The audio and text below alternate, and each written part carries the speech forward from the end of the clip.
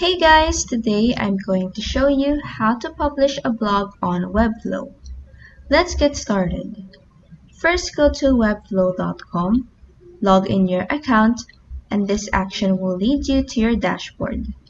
In here, click on your selected site, which will take you to the Webflow design editor. In here on the top right corner, click on the Publish button, then choose your publish destination.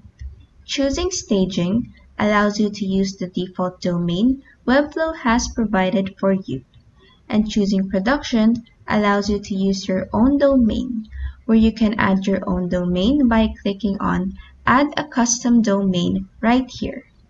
After that, just click on Publish to selected domains and wait as Webflow publishes your site. And that is how you can publish a blog on Webflow. If this video helped you, please like and subscribe for more helpful tutorials.